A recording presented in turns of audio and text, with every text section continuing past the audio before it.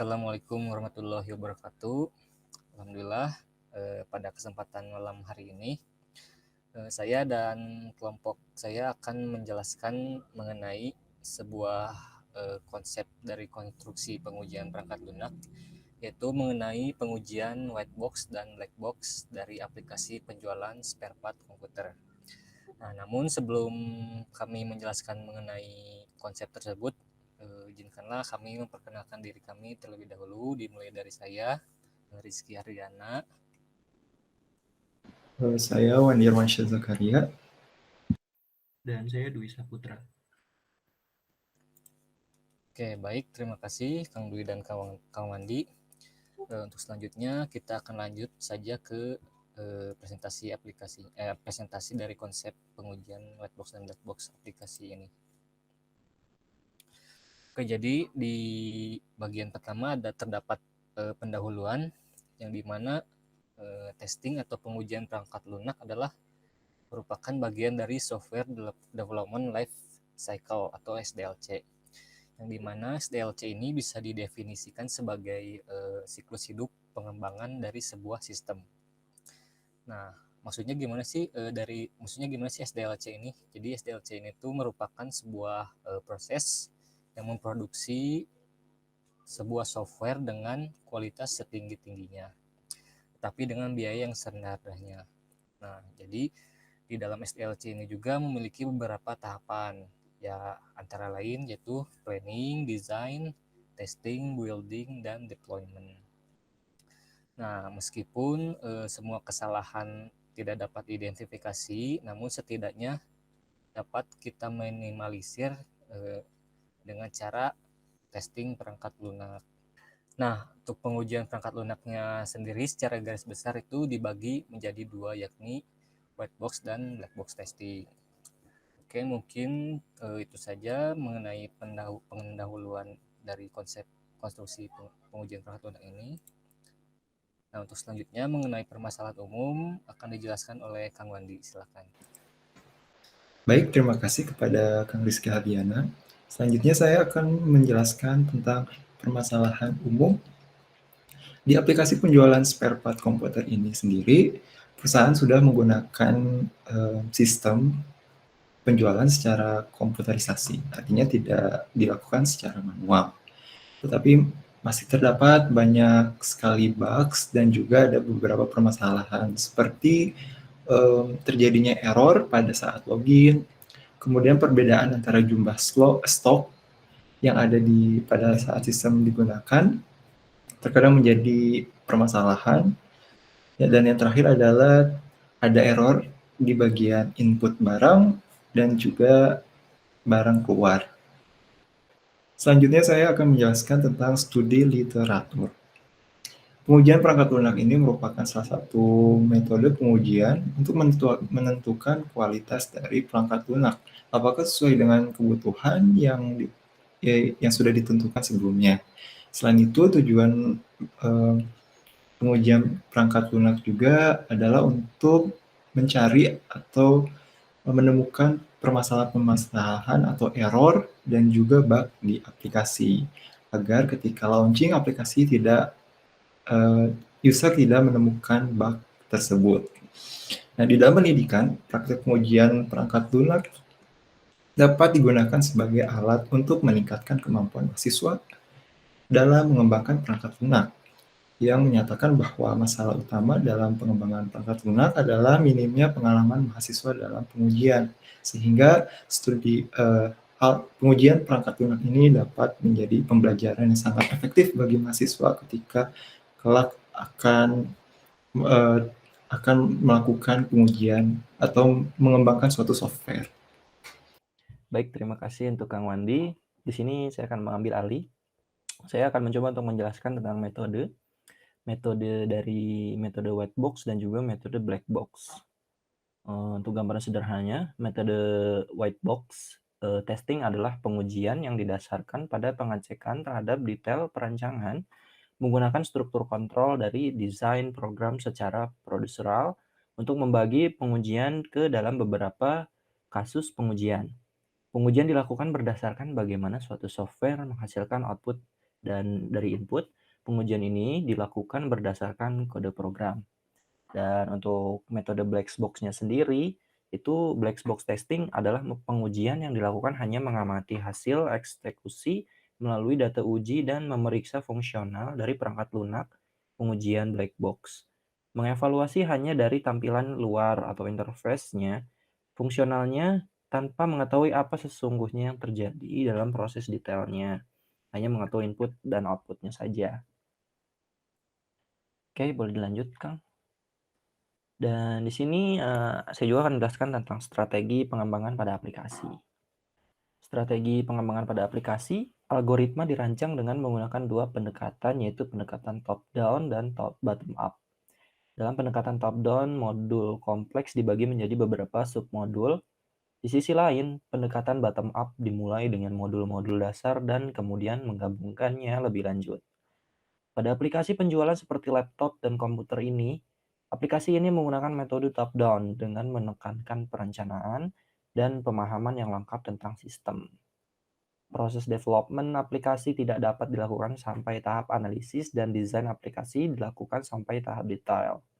Pengujian aplikasi dilakukan setelah tahap development selesai diimplementasi atau dilakukan di akhir periode development. Seperti itu. Dan nanti selanjutnya akan dijelaskan tentang flow chart dan flow graph login oleh Kang Rizky Ardiana. Terima kasih. Baik, terima kasih Kang Dwi Saputra. Selanjutnya saya akan langsung menjelaskan mengenai flowchart dan flow graph dari Login. Nah, apa sih pengertian dari flowchart dan flow graph ini? Untuk sederhananya, flowchart itu merupakan suatu bagian dengan simbol-simbol tertentu yang menggambarkan urutan proses secara mendetail dan hubungan antara suatu proses atau instruksi dengan proses lainnya dalam suatu program. Nah, sedangkan untuk flow graph sendiri adalah proses flow graph ini dimulai dari kode sumber atau flow chart, yang dimana di sini terdapat flow chart-nya dulu, baru kemudian menggambar flow graph-nya. Kemudian flow graph ini terdiri dari sekumpulan node dan edge. Nah, dengan menggunakan flow graph ini, suatu path atau jalur bebas dapat didefinisikan sebagai path pada flow graph, yaitu yang mempunyai setidaknya satu edge yang belum dilalui pada path lainnya. Nah, oke, langsung saja ke flow chart dan flow graph dari Login. Jadi untuk di aplikasi spare part komputer sendiri ini, flow chart-nya atau alur sistemnya dimulai dari user login, kemudian user memasukkan username dan password. Setelah itu user klik login, dan nanti sistemnya akan mengecek apakah data sudah sesuai atau belum. Jika data tidak sesuai, jika data tidak sesuai, maka sistem akan memproses atau mengembalikan kembali ke halaman memasukkan username dan password. Nah, apabila jika sistem memproses data tersebut benar, maka sistem akan lanjut ke halaman utama dari aplikasinya. Nah, jadi untuk selanjutnya mengenai flow graph-nya bisa didefinisikan dengan edge dan bisa didefinisikan dengan node dan edge seperti berikut. Jadi notasinya dengan angka kan 1, 2, 3, 4, 5, 6. Nah, dari 4 balik lagi ke 2, seperti itu. Mungkin itu saja mengenai gambaran dari diagram flowchart dan flow graph dari Login-nya. Untuk selanjutnya, saya akan menjelaskan mengenai test case whitebox Login. Nah, bisa dilihat berikut merupakan test case atau alur sistem dari user interface Login. Nah, di user interface Login ini bisa kita lihat pada diagram sebelumnya, yaitu yang flowchart dan flow graph. Bisa kita lihat terdapat dua path atau dua jalur ya. Nah, bisa kita definisikan di sini. Yang path pertamanya jalurnya 1, 2, 3, 4, 5, 6. Bisa kita lihat di flow di gambar sebelumnya, yaitu yang ini. Untuk path yang pertamanya ada 1, 2, 3, 4, 5, 6. Nah, kemudian untuk pet yang keduanya ada 1, 2, 3, 4, 2, 3, 5, 6. Jadi 1, 2, 3, 4, 2, 3, 5, 6.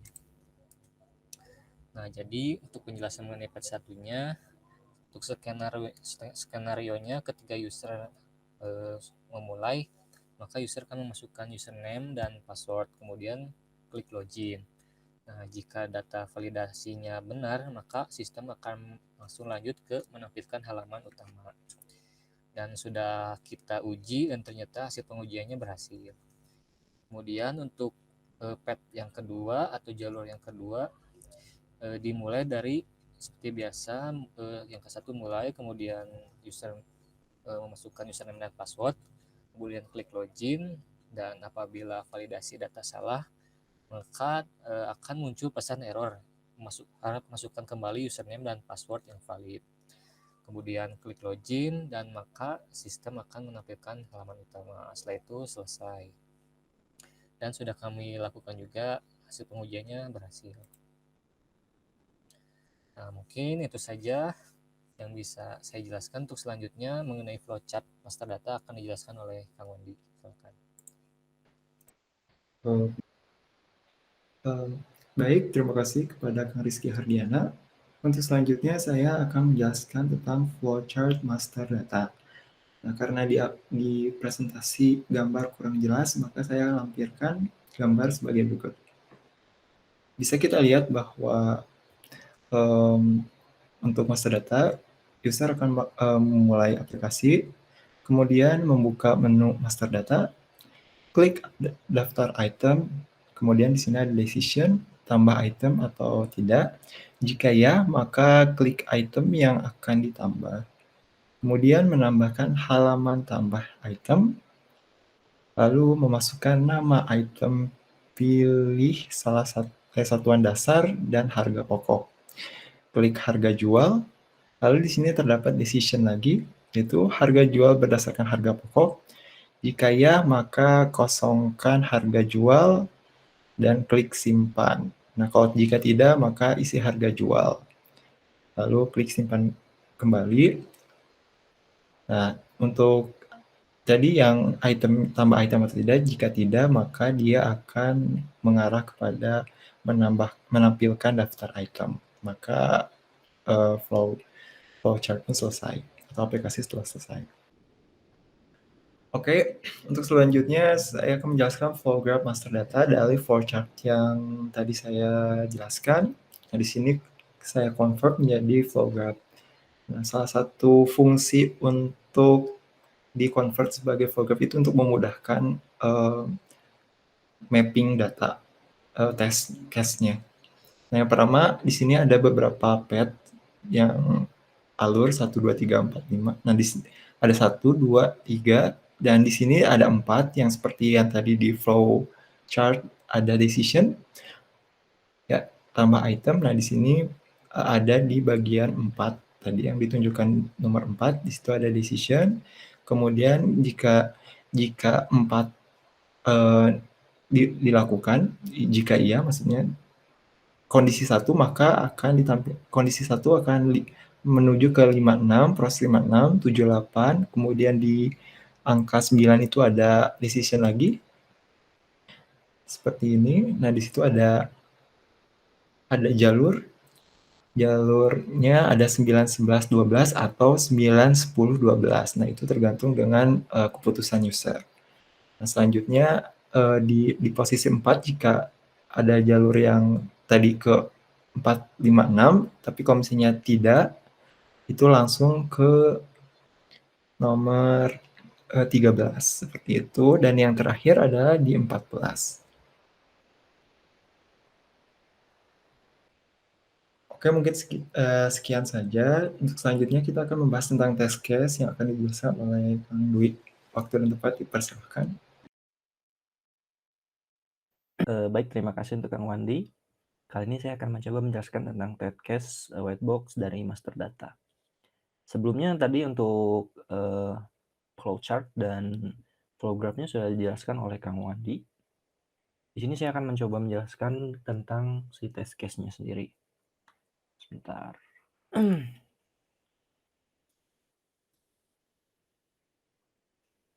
Mengenai test case whitebox master data di sini, kita dapat melihat bahwa di sini memiliki 3 jalur ya, atau 3 path.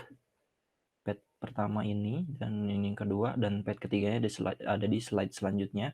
Saya akan mencoba untuk menjelaskan path yang pertamanya dulu. Di sini path yang pertama memiliki jalur 1 sampai 14 itu sesuai urutan seperti di flow graph yang sudah dijelaskan oleh Kang Wandi tadi. Untuk skenarionya sendiri itu pertama memulai, kedua membuka menu master data, dan ketiga klik daftar item, keempat apakah ingin menambahkan item, kemudian di situ ada sebuah decision ya, apakah ingin tambah item. Jika iya maka klik item baru, jika tidak sistem akan menampilkan halaman daftar item. Yang keenam klik item yang akan ditambah, kemudian yang ketujuh menampilkan halaman tambah item. Yang kedelapan, masukkan nama item, pilih satuan dasar dari harga pokok. Yang ke-9, klik harga jual. Kemudian yang ke-10, harga jual berdasarkan harga pokok. Jika iya, kosongkan harga jual. Dan jika tidak, isi harga jual. Yang ke-13, klik simpan. Kemudian sistem menampilkan halaman daftar item. Dan kemudian selesai. Dan ini telah kami coba lakukan tes, dan di sana tes berhasil. Untuk path yang kedua atau jalur yang kedua, dia memiliki jalur 1, 2, 3, 4, 13, 14. Ini dapat kita lihat di flow graph-nya. Boleh kita lihat, Kang Rizky Ardiana, flow graph-nya. Di sini kita lihat sudah ada tampilan flow graph-nya, tadi sempat dijelaskan oleh Kang Wandi.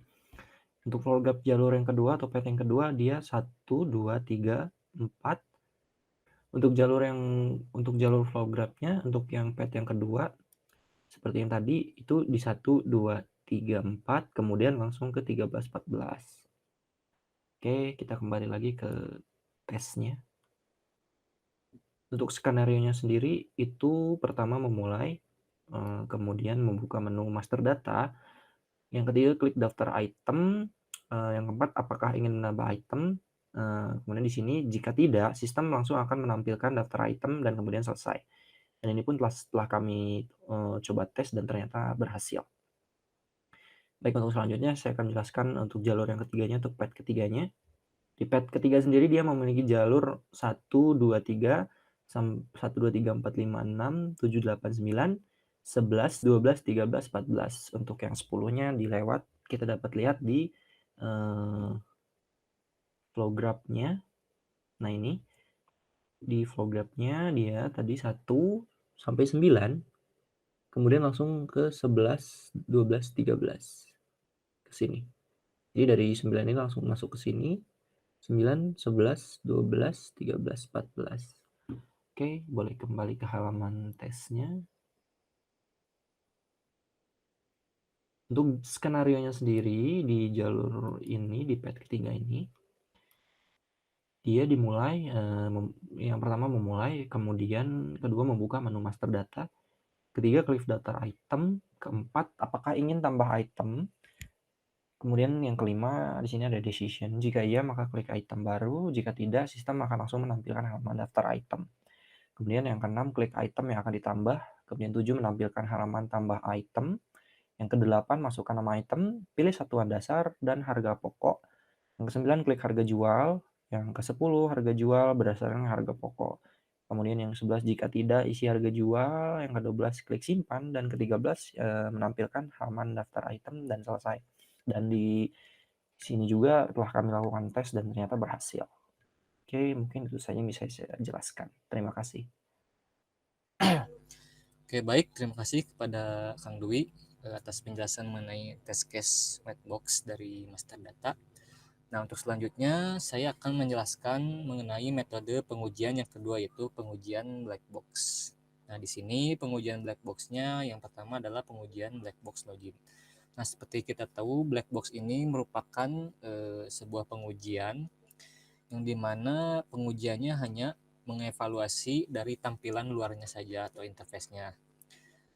atau fungsionalitasnya tanpa mengetahui apa sesungguhnya yang terjadi di dalam proses detailnya, hanya mengetahui input dan output saja.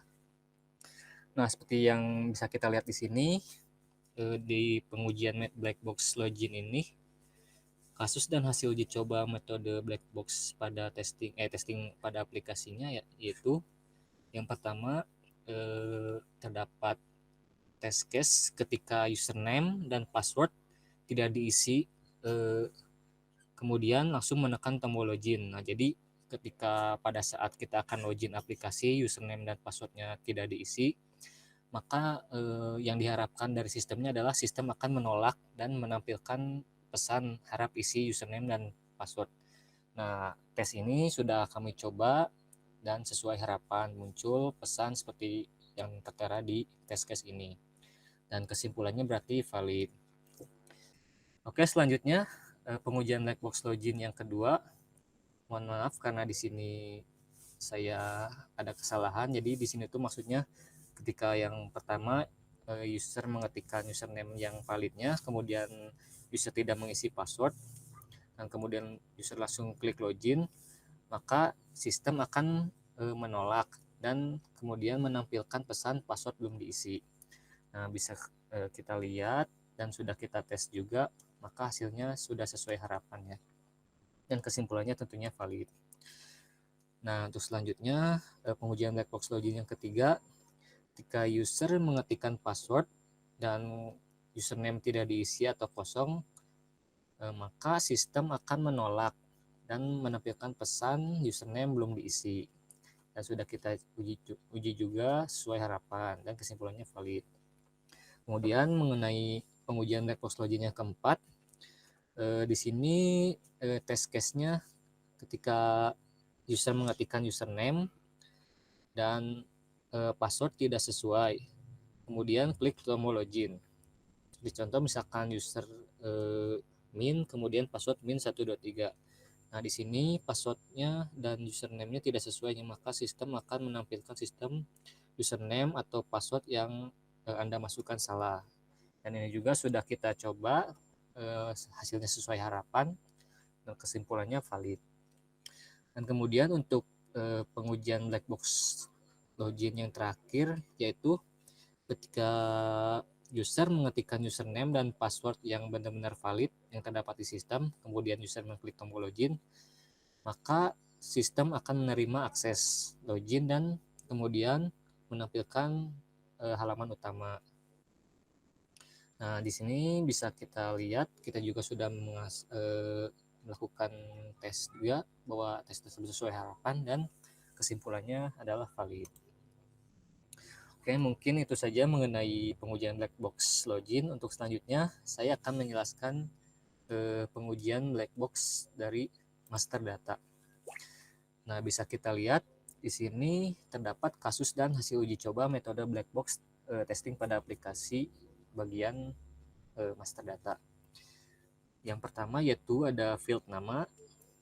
Nah, di sini tes skenario pengujiannya ketika contoh saja user memasukkan karakter misalkan keyboard spasi Asus. Nah, yang diharapkannya adalah sistem akan menampilkan tidak ada pesan kesalahan gitu. Kemudian hasil pengamatan kami juga sudah dilakukan dan sesuai harapan dan kesimpulan juga sudah valid. Dan kemudian untuk field nama yang kedua yaitu memasukkan karakter misalkan contoh keyboard dannya pakai simbol dan gitu ya, dan Asus. Nah, maka yang diharapkannya adalah sistem akan menampilkan karakter simbol dan itu tidak dapat dimasukkan. Dan sudah kami coba juga, hasilnya sesuai harapan. Dan kesimpulannya tentunya valid. Dan kemudian skenario pengujian yang selanjutnya yaitu memasukkan karakter mouse, misalkan contoh mouse Spectra SKKKK spasi 135 spasi RGB. Nah, di sini muncul pesan berwarna merah setelah karakter 135. Dan sudah kami coba sesuai harapan dan kesimpulannya adalah valid. Oke, mungkin itu mengenai field nama. Dan kemudian selanjutnya ada field uji yang kedua yaitu field harga jual.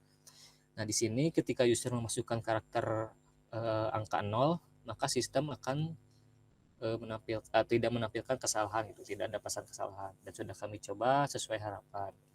Nah, selanjutnya ketika user memasukkan karakter 10.000 A, karakter A tidak dapat dimasukkan di dalam pesan di sistemnya gitu, pesan memasukkan datanya. Dan sudah kami coba juga sesuai harapan dan kesimpulannya valid. Nah, kemudian selanjutnya untuk field Lagrange yang ketiga, yaitu ketika user memasukkan karakter angka 96 kali tidak ada pesan kesalahan juga, dan sudah kami coba sesuai harapan. Nah, selanjutnya mengenai field uji yang terakhir, yaitu field jumlah. Di sini user memasukkan karakter angka 8230, dan sudah kita coba tidak ada tidak ada pesan kesalahan gitu. Dan sudah kami coba juga sesuai harapan dan valid. Nah, selanjutnya ketika user memasukkan karakter ini, maka di sini huruf A tidak diperkenankan. Maka sistem akan menampilkan seperti itu, dan sudah kami coba sesuai harapan juga. Yang terakhir yaitu memasukkan karakter 100 spasi misalkan. Maka harapannya adalah sistem akan menampilkan peringatan pemberian spasi tidak dapat dilakukan, dan sudah kami coba sesuai harapan dan kesimpulannya valid. Oke, mungkin cukup sekian dari kami mengenai penjelasan konstruksi pengujian perangkat lunak dari sistem penjualan spare part komputer menggunakan metode white box dan black box. Nah, bisa kami simpulkan bahwa di sini sistem informasi penjualan spare part komputer itu akan memudahkan dan melancarkan operasional toko. Kemudian sistem informasi penjualan spare part komputer dan laptop ini akan mendapatkan hasil yang baik setelah dilakukan pengujian. Nah, kemudian saran yang bisa kami beri yaitu berdasarkan hasil analisis dan pembahasan kelompok kami, maka saran dari kami di sistem informasi penjualan spare part komputer ini adalah sistem informasi penjualan spare part komputer ini perlu sering dilakukan troubleshooting dan analisa untuk kedepannya. Dan juga perlu pelatihan bagi karyawan di toko spare part komputer ini agar sistem dapat berjalan dengan baik sebagaimana mestinya. Oke, mungkin cukup sekian penjelasan dari kami. Terima kasih kepada Pak Hari selaku dosen konstruksi pengujian perangkat lunak. Dan mohon maaf apabila kami terdapat salah-salah kata. Cukup sekian. Terima kasih. Wassalamualaikum warahmatullahi wabarakatuh.